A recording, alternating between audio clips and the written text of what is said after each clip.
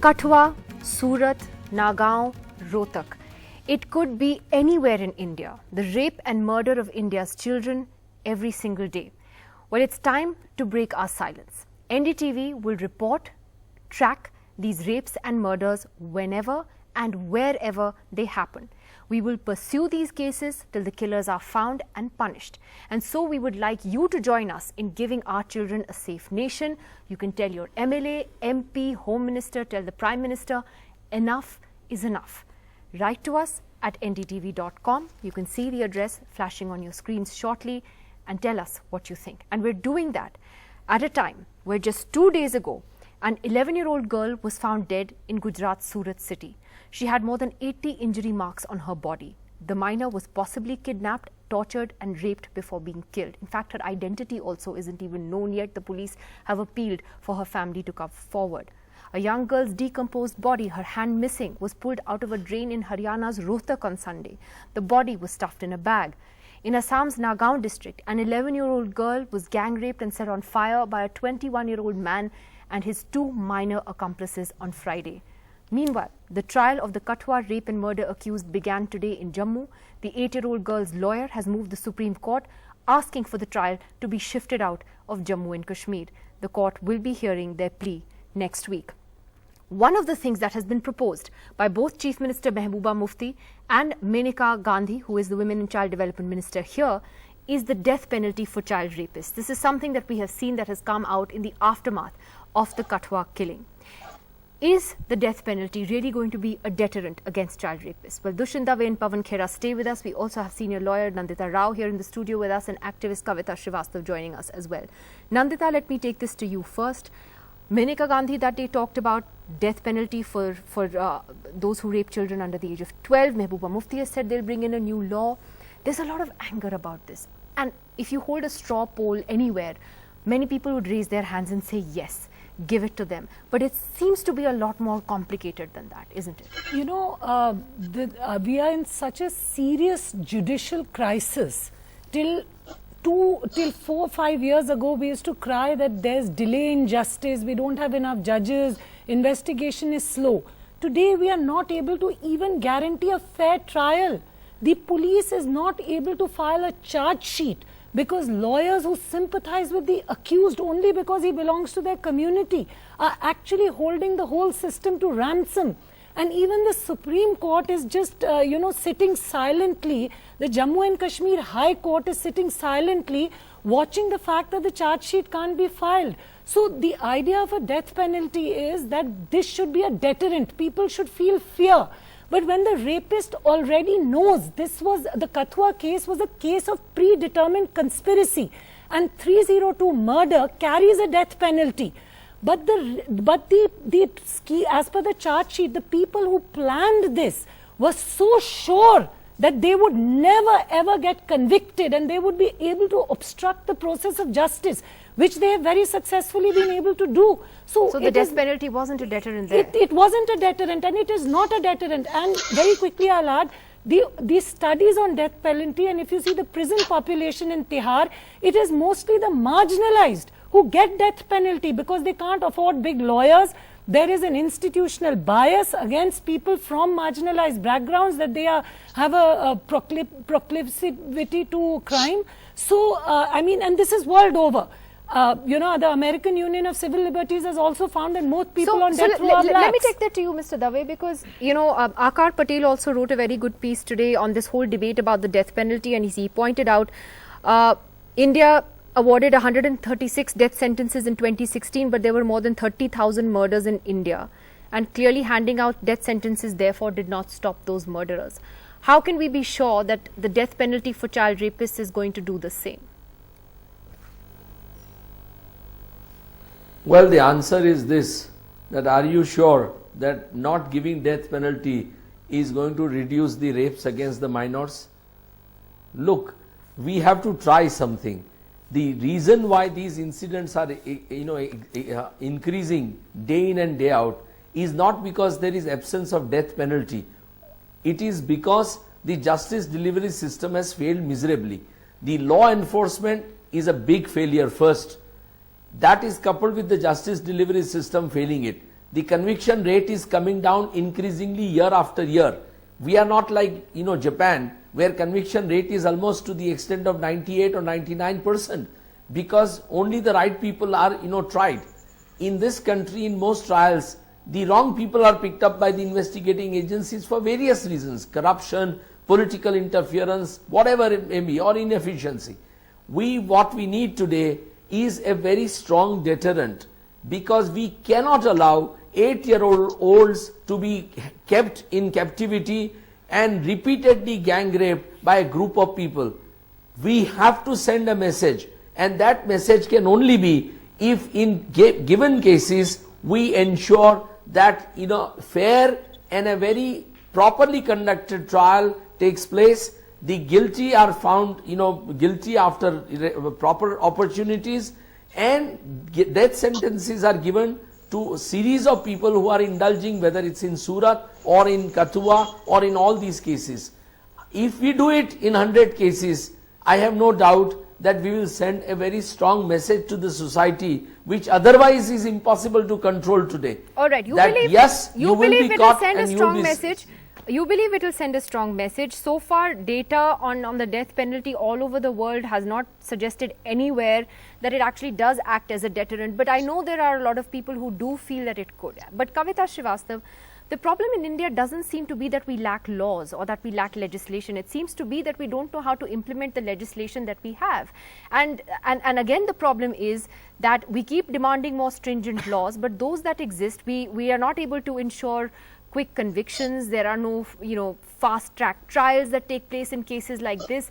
And ultimately, even look at even the Nirbhaya case. All these years later, now it's been 6+ years. We still don't have closure in that case, which was apparently open and shut.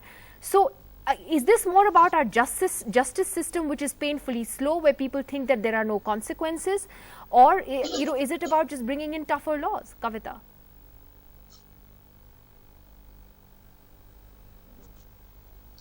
Yeah, I think this demand for a new law which is being raised once again death penalty, this is really not the solution. And I'm glad that you're debating it. What is really needed is certainty and swiftly punishing the individual and not the severity of punishment. If there was certainty that so-and-so who's committed this crime was punished, and swiftly it would happen, then I don't think this debate of death penalty would actually come up. And in rape, I want to particularly say that it is fully garbed in patriarchy, that rape is a fate worse than that. Not at all saying that what's happened in Kathua, what happened in Surat, they are very, very gruesome. But what I'm trying to say, that in rape, the person survives. If the person is allowed to survive, then the person can still come back to normal life. Murder is the end of it all. So definitely the punishment related to something like death will have to be different. But to connect rape and child rape to death penalty, I don't agree at all. Firstly, we don't agree with the death penalty. But here the argument is also out of a certain patriarchal attitude towards a woman's body, defiling of her honor. So we have to separate it. And secondly, I don't think that by handing out death sentences, you're going to solve the problem at all in this country. I think it's time. We are at that moment when we really need to look at our criminal justice system and see how we can improve it and not get into political rhetoric once again. Change law, enhance death penalty. In fact, I would like to tell Swati Maliwal and all, Menaka Gandhi and all the others who are talking of enhancing punishment, that they're really taking a shortcut once again.